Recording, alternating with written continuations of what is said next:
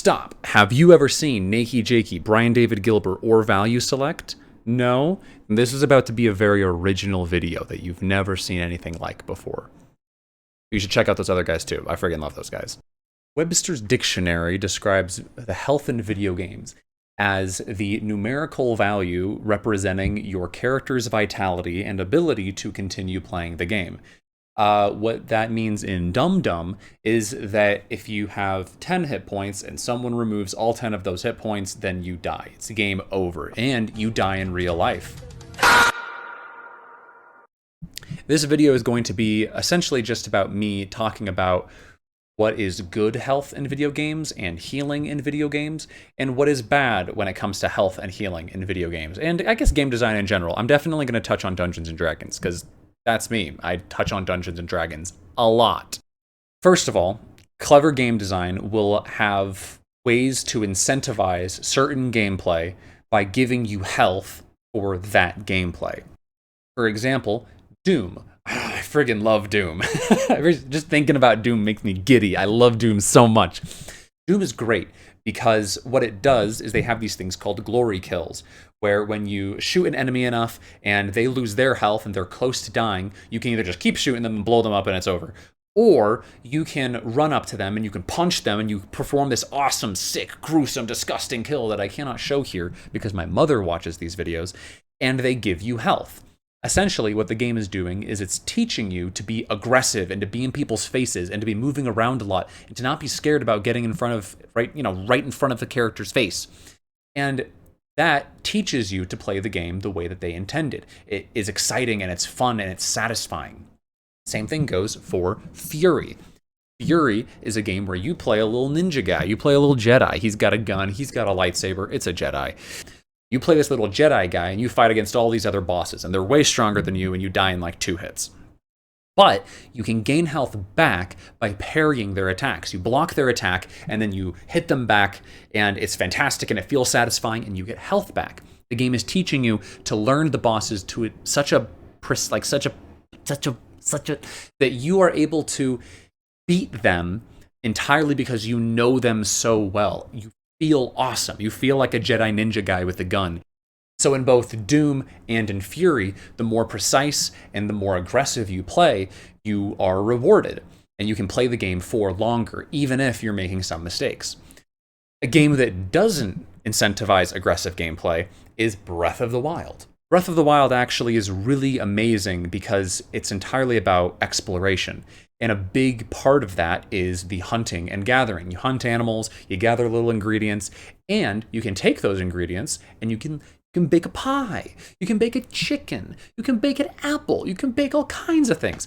And by using this system, the game actually encourages you to hunt and to gather. And when you do that, you feel kind of cool when you make a great dish and that dish heals you. Because you see, Breath of the Wild has the exploration and the hunting and gathering, and they have the health and the status effects in the game. And essentially what the game does is it marries these two ideas together in cooking.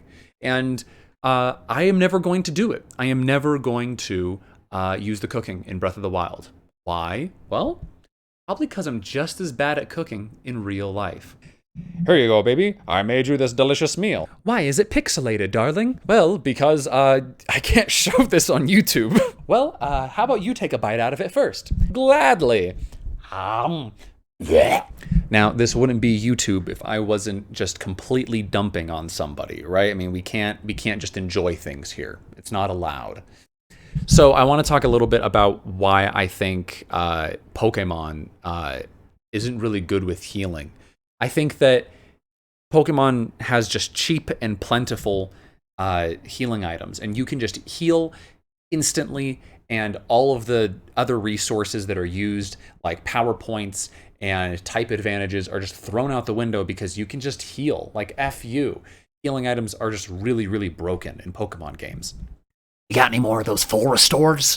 Another game that kind of has the opposite problem is Dungeons and Dragons, which isn't a video game, but it has a similar problem. I think that Dungeons and Dragons, which I love to death, has too sparse of a healing system. I think that health potions and healing spells are so distant and far between and so costly that the reward you get for them just isn't as good.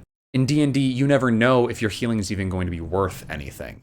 You could heal someone and it'll be like, in the name of Saren Ray, I heal you.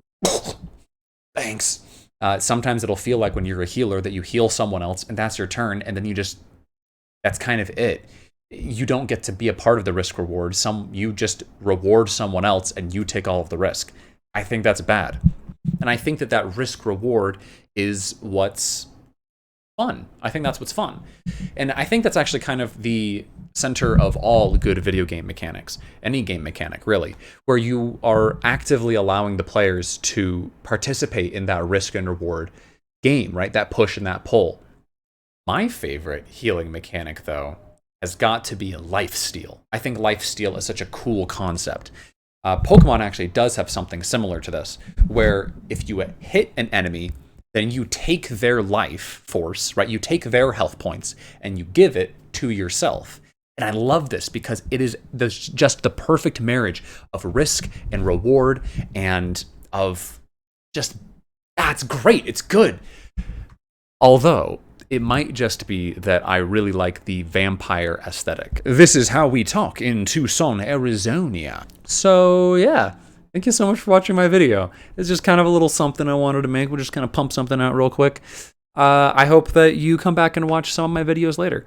I love you.